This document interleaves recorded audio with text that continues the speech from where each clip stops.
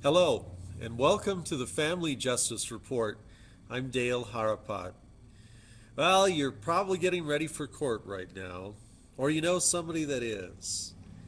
If you were about to step into the courtroom, there are some things that you probably have got to be aware of. First, make sure that you become aware of the court rules. Make sure that you know the local rules and the judge's demeanor. And one of the things that you could do is you might want to do some research. If you have enough money to hire an attorney, I always advise you that that's the best idea possible.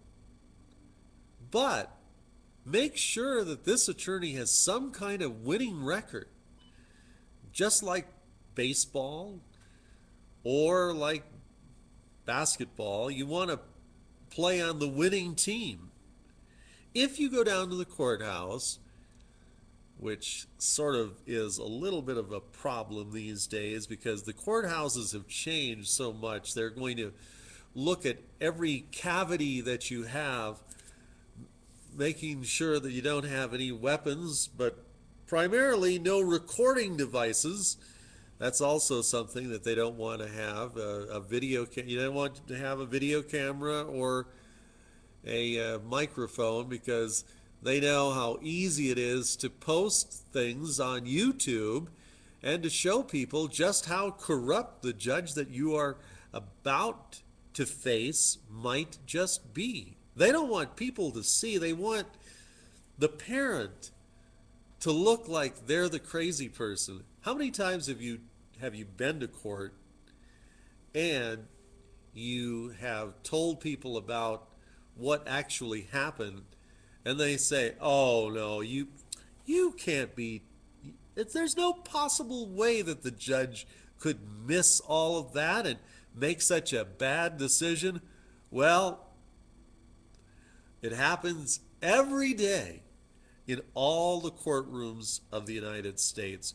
Very rarely, I would say that 90% of the judges that are inside our courtrooms in family law cases probably should not be there. It's very sad, but it's something you need to wake up to in order to be able to prepare yourself. So you walk into the courtroom, into the courthouse. The first thing that you've got to make sure that you do, besides, please don't bring with your video camera or your microphone, go down and research what these attorneys have done. What's their track record? Ask for about 20, 25 cases. I've done this down in Taos, New Mexico, Santa Fe, New Mexico. I think I also looked at cases up in Wyoming. And I decided to find out what attorneys were winning. In Santa Fe, before one judge by the name of Judge Raymond Ortiz, the same attorney, her name was Sylvia Lamar, who I guess some people would say that she's a good attorney, but I'm not necessarily sure of that because in all the cases that we looked at, she always had the same judge, and the circumstances, the motions that she filed were the same. So, in other words, you have let's get a piece of paper here. We're very big budget show. Okay, yeah, so you have a motion that she might have. So, what she has her secretary do, she's got 100 copies of this motion, right? So they just go in and pretty much change the names, but the circumstances are basically different. But all they do is they'll remove the name and hand in the same motion again and again and again, just to save money. But of course, you have got to pay lots of money to have that attorney represent you and do basically very little. But it pays to find out who are the attorneys that are winning before that judge. and what their relationship was. Sometimes you might even find out all kinds of information. They're golfing buddies. Maybe they worked on a case together. Maybe you'll find out they go to the same church together. Uh, it's quite possible they spent prison time together. No, no, we're just kidding. Okay, this is the Family Justice Report. I have to laugh a little bit and make light of what's going on in our courtrooms in the United States, but it is not a laughing matter. It is something that is quite sad.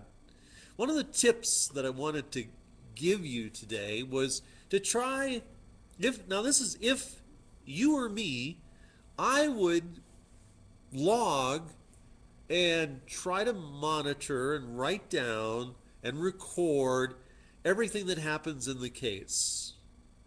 Keep a log of interactions with your ex-wife, circumstances, things that happen with your children. These are all very important pieces of information that you could forget later on, and it just might cost you. One of the subjects that we want to talk about is I've been around a lot of people that I don't know if you would call them extremists or not, but there's been people that have tried to sue judges. And under the absolute immunity that judges have, it is very rare that you can sue a judge. It's almost next to impossible because they can do anything that they want. They can deny your rights as much as possible.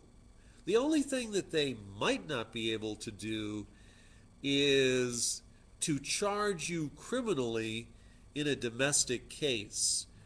There is a Supreme Court case that is supposed to be ruled on by the United States Supreme Court justices, in which fathers who have been jailed because of back child support might be able to get more due process and possibly an attorney to represent them so that they can at least have some kind of addressing in a court of law their if they're about to be sent to jail and incarcerated. Now this is happening all over the United States. Judges are jailing fathers for lack of child support, but a lot of these fathers are good fathers. They don't have a job, or they're mentally ill, or they're living in their cars. There was one estimate at one point where it was possible that there were as many as 20,000 fathers in New Mexico that were living in their car because of child support, being behind in their child support. Now, are we going to continue to throw these dads away, put them in jail? How are they going to make money if they are in jail? What kind of lesson is this teaching them? You know, it would be so good if our courts would enforce their parenting time as much as they do the child support laws. This is the clear hypocrisy in our court system. Enforce the time that mothers and fathers have with their children, and you'll find an increase in the amount of money that is paid off and regularity that is paid out in child support. In other words, if the parent is appreciated and is valued and treasured and given the same kind of rights as the other parent, then everybody wins. But far too often, the courts want to find a winner and a loser, a good guy and a bad guy, and that is costing our children, and it is hurting families all over America. Well, I hope you enjoyed the Family Justice Report. I'm Dale Harapat, and if you would ever like to get in touch with me, you certainly may. Just contact me at familyjusticereport@gmail.com. Thank you.